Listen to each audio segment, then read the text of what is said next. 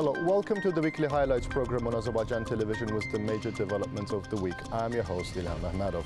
Now first, let's take a brief look at some of the top stories of this week. Oil and gas exhibition on the sidelines of the Baku Energy Week was held at the Baku Expo Center. President İlham attended the event. President of the Republic of Azerbaijan, İlham received Deputy Assistant Secretary for Energy Diplomacy in the Bureau of Energy Resources at the U.S. Department of State, Laura Lockman. Oil and gas exhibition on the sidelines of the Baku Energy Week was held at the Baku Expo Center. President of the Republic of Azerbaijan, İlham attended the event.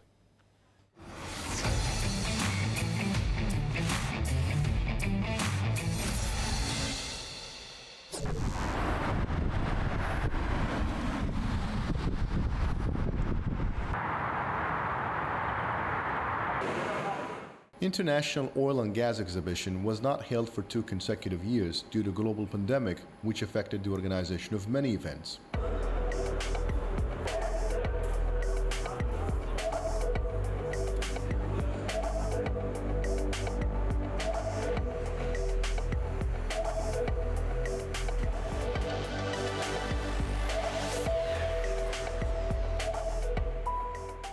The 27th International Oil and Gas Exhibition takes place as part of Baku Energy Week.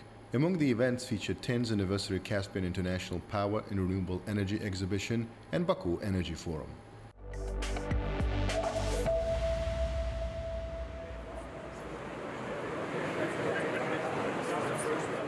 The initiative to host Caspian Oil and Gas Exhibition was supported by the nationwide leader Heydar Aliyev, and the first event took place in 1994. During these years, the exhibition witnessed remarkable events. For instance, the agreement on Shah Deniz gas condensate field was signed during the event. In 1999, during the course of this exhibition, it was announced that Azerbaijan, along with oil fields, also has in its possession a big gas field. In 2018, for the first time, the opening ceremony of the exhibition was held in Sangachal Terminal. The International Oil and Gas Exhibition carries great importance in terms of bilateral meetings and new cooperation between the companies. The physical contacts create big trust and play an important role in terms of strengthening and enhancing relations.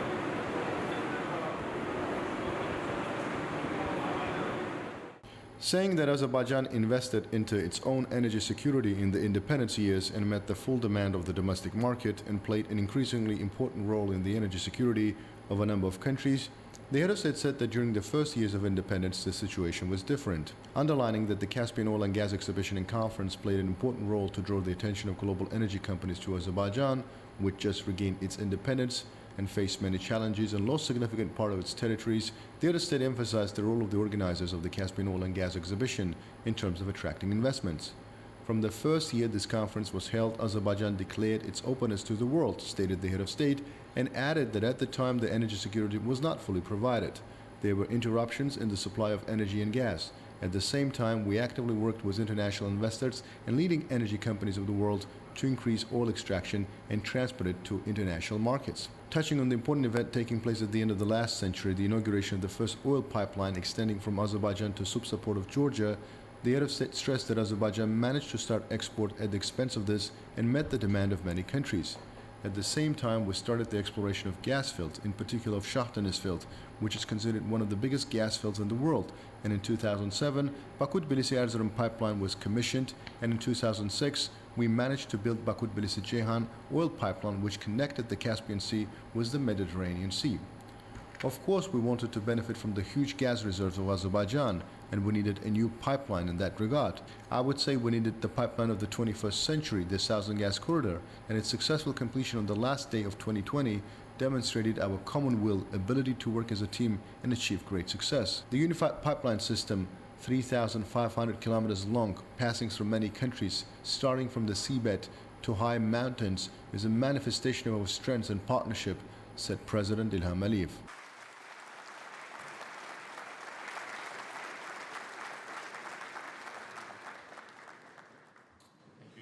Then Deputy Assistant Secretary for Energy Diplomacy in the Bureau of Energy Resources at the U.S. Department of State, Laura Lockman, addressed the event and read out President Joe Biden's letter addressed to President of Azerbaijan Ilham.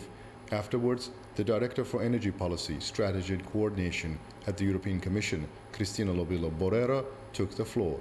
Then the video appeal by Greg Hands, Minister of State for Business, Energy and Clean Growth of the United Kingdom, was presented.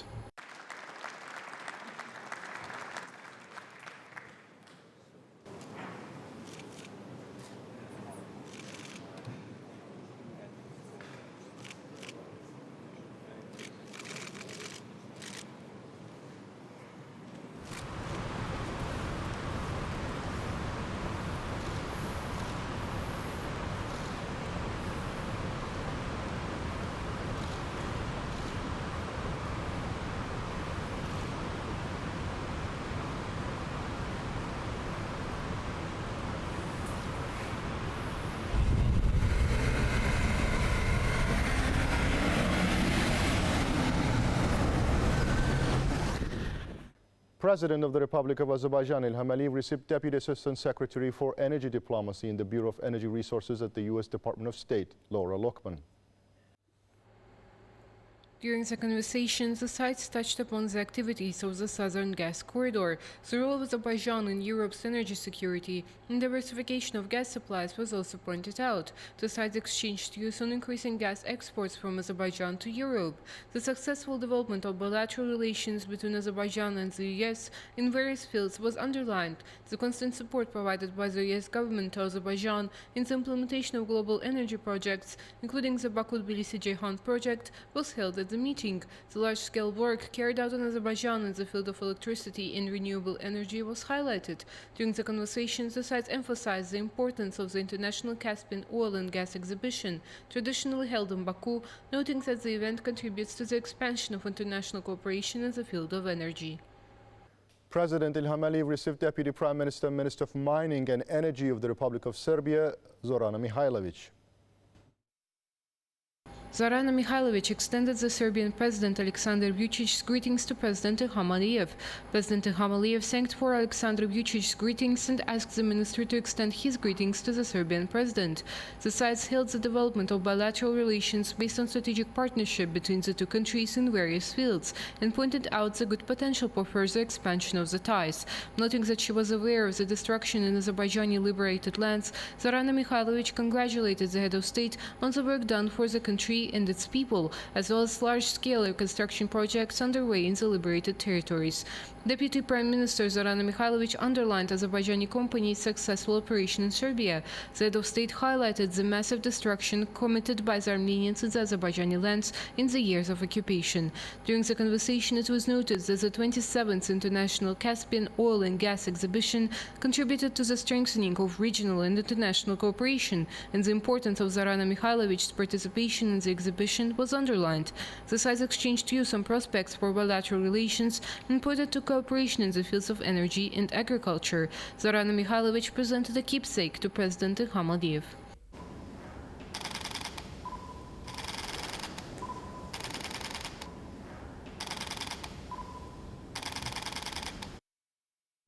Now it's time to review the major developments with our special guest. I'm currently joined by international lawyer and political commentator Orhan Amashov. Hi Orhan, one of the special highlights of this week was the Baku Energy Week. The Baku Energy Week has highlighted the importance of Azerbaijan in terms of ensuring European energy security.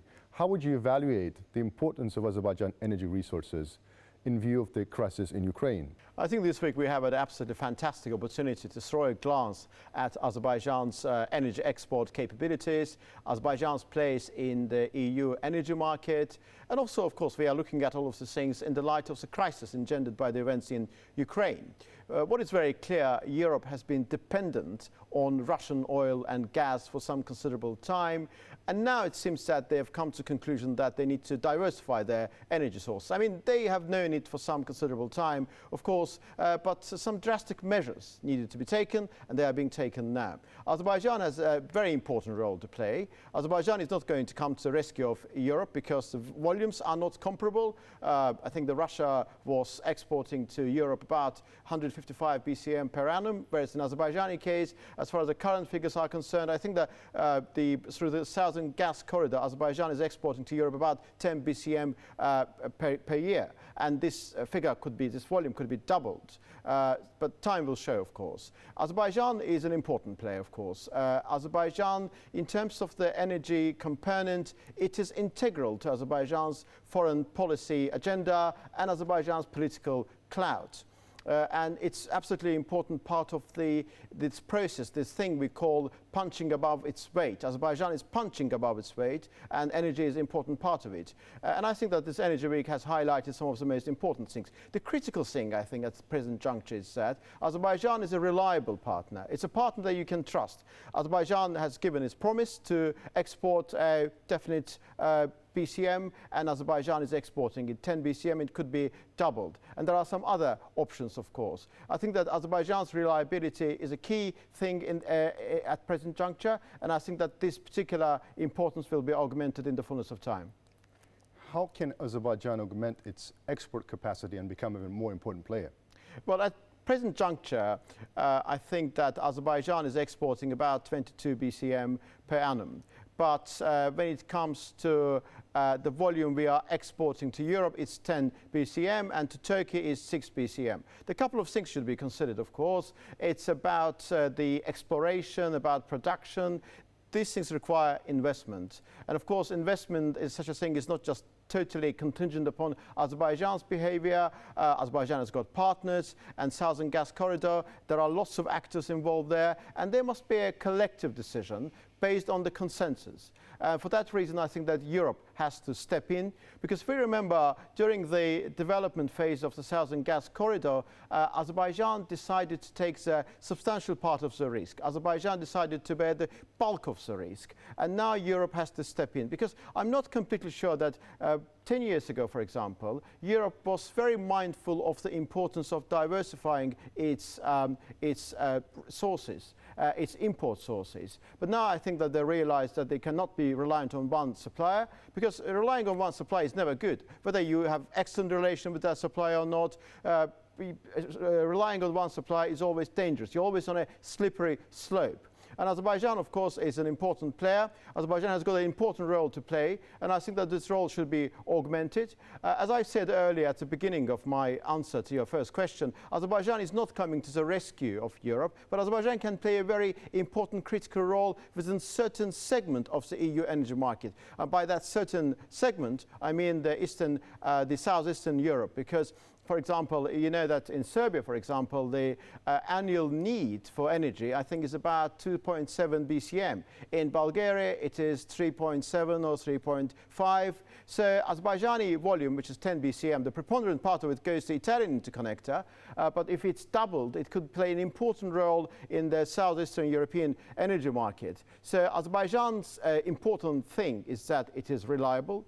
Secondly, I think that the pipelines are in place. They have been invested properly. There is a Southern Gas Corridor, 3 pipelines together. So it is already there. You do not need to invest in the new pipelines. But what you have to do, you have to augment already existing pipelines, and you need to invest, and you need to increase the capacity. And I've been speaking to many people who are experts in this area. For example, Neil Watson is a British journalist writing in this about this region for some considerable time. He told me that originally this Southern Gas Corridor was built at 3 BCM capacity because Iranian gas and Turkmen gas were also taken into account.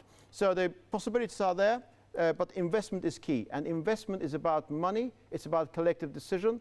Europe has to step in, and the risks must be shared. Let's draw attention a little bit to the Russian gas. I mean, the dependency of Europe on the Russian gas. Is Europe honest when it says it wants to get rid of completely of its dependency on the Russian gas? Are there plausible solutions for it to do that? It seems like a daunting task to me. Well, I think at this present juncture, Europe is more or less honest. But honesty is a very complex nation. It's a very subtle nation. I mean, even a person who is presumably exercising honesty, doesn't know whether he's honest or not.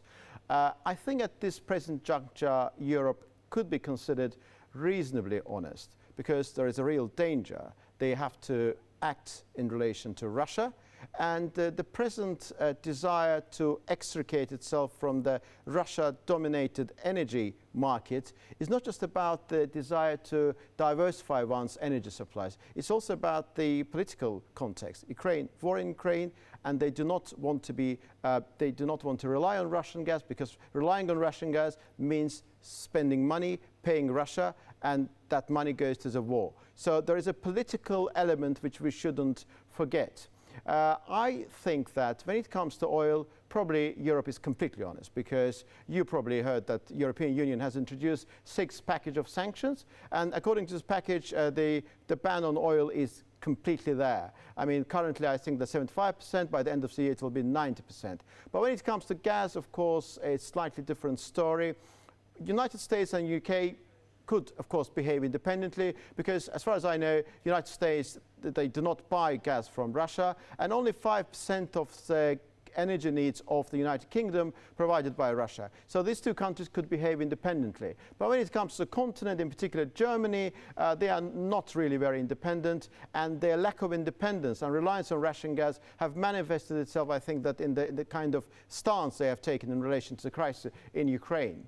So when it comes to oil, I think they are honest, but when it comes to gas, I would think twice. But on the whole, I think Europe is realizing that relying on one supplier is never good, and Europe is realizing that they should have started thinking about the subject earlier. It's slightly belated, but I believe that if the right steps are being taken, by end of 2030, probably Europe will, as they say, win themselves off the dependence on Russian gas. But it will take some time. A European energy security doctrine is based on 3 fundamental pillars, linchpins. One of them is ramp up green energy. Secondly, they have to diversify their energy resources. And thirdly, they have to consider some other options. I think that the diversification of gas sources, gas supply sources, is the most credible one, because with green energy, with renewable energy, with reducing demand, which is one of the options, these things will take time. And Azerbaijan's place in this game, in the grand scheme of things, is absolutely pivotal, and I expect that this importance will only increase from this time onwards. Thank you, Orhan. That was quite a perspective on this topics discussed. Thank you. That was all for the week. Thank you for watching us, and stay tuned not to miss the next edition of our program.